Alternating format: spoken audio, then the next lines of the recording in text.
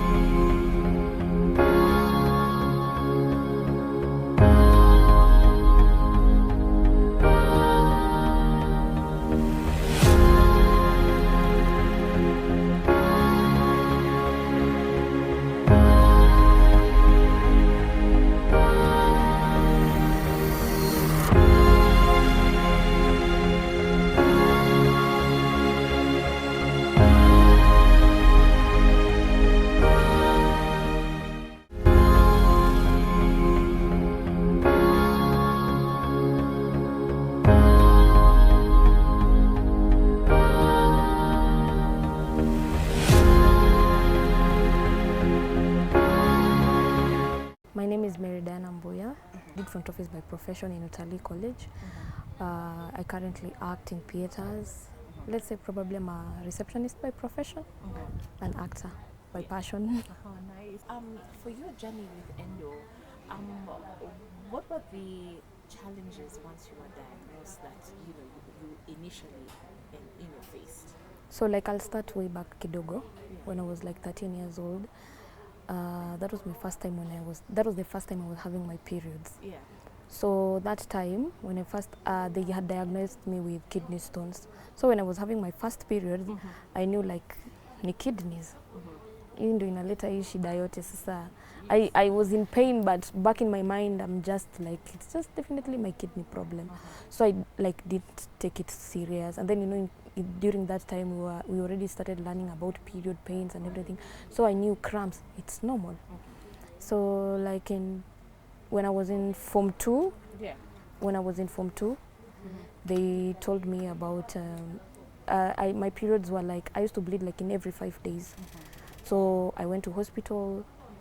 They said it's hormonal imbalance.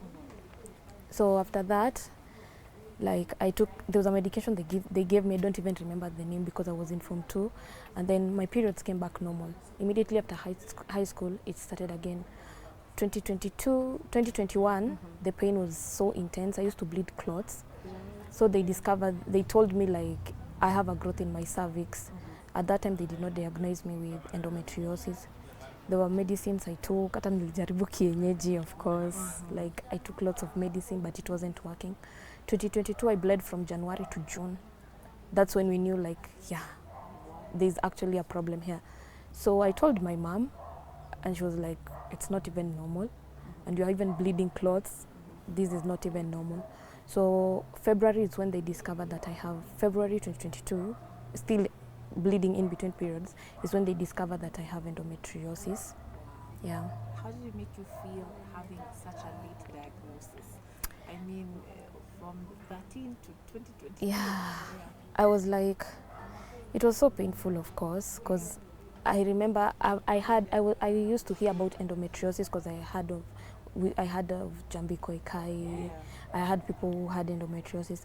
But when it gets now to you, it's when it hits you. Like, kumbe this thing is really serious. So I felt bad. My mom even didn't know how to pronounce the word. She was like, ati sasa wamesema ndijisisi nini hiyo? Hi. And then my dad is just like, I can't even understand because they both took me to hospital. Yeah. So my mom was just quiet the whole time till we got home. I was also not talking, by the way, because I was deep in my thoughts. So yeah, then I started medication from there. Yeah. And how has the medication really transformed your life so far? Because with your job, with what you love to do, which is acting, yeah. So at first when I started taking the medication, I was like, it like really didn't help because my periods were so pain. It really didn't help. So I had my surgery on 2022 October. That's when I had my surgery. So after having my surgery, let's say there's improvement from the medication. Yeah, because I gained weight.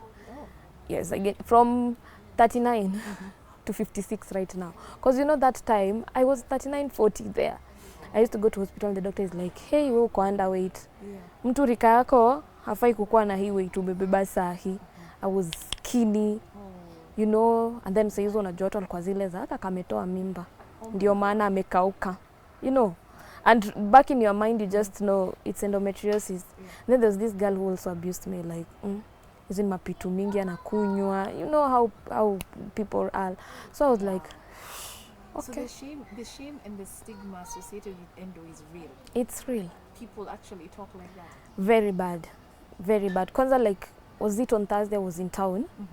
You know, like right now I have endo belly. Yeah. So I'm in town, and then I just passed by somewhere to say hi to my friend, and then she told me, buy me pineapples, and I was like, okay, if I get you one, let me also have another one.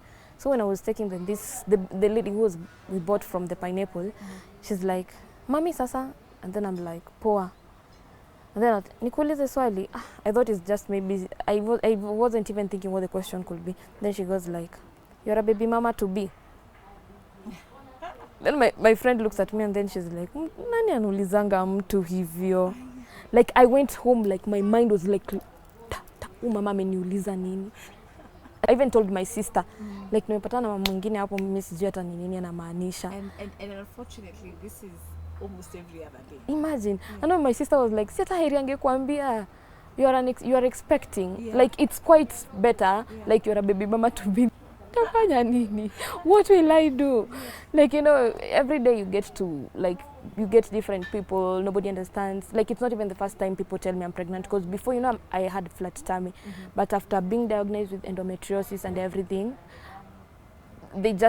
my stomach had to pop, you know, because I'm at stage 4 of endometriosis.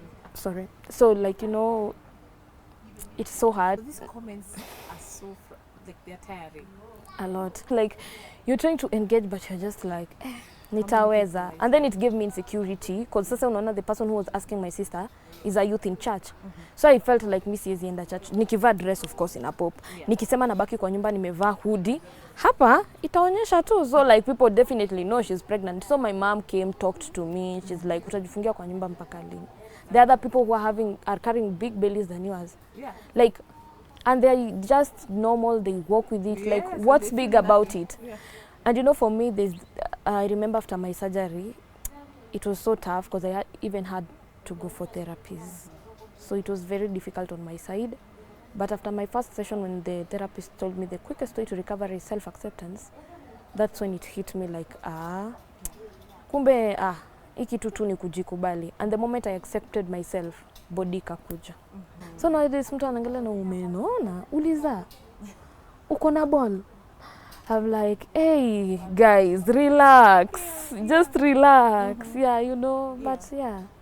And so, because, you know, we're also tying this conversation to the way women think about themselves and issues to do with confidence and self-esteem.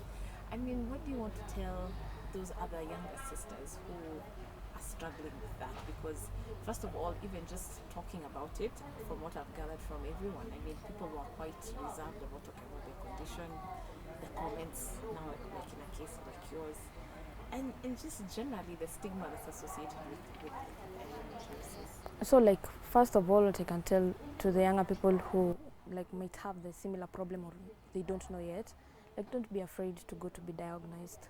Because I have this girl, she's a friend of mine. The moment I came out and started speaking about endometriosis, she approached me. She was supposed to have her surgery, but 2 weeks later I texted her and I was like, how was the surgery? Did it go well? She's like, no, I did not do it. And I was like, why did you not do it? She's like, no, I was told about infertility and stuff. And I was like, okay, so you're willing to just be in pain because of what people have told you. People who are not doctors. Did your doctor tell you about infertility? Like, don't be afraid to be diagnosed. Speak about it. And also to my endometriosis sisters, I'll just tell you, accept yourself. Like, you know, most of us, you're like always like, you know, I'm in pain. Yes, it's fine to like to grieve in that pain, but don't let it be in you kabisa. Kwa sababu the more you do that, I think hiyo ndio inafanya tu unakuwa mgonjwa zaidi. But the moment you accept yourself and be like, kila kitu itakuwa sawa, it's going to be fine. Yeah, that's what I can say.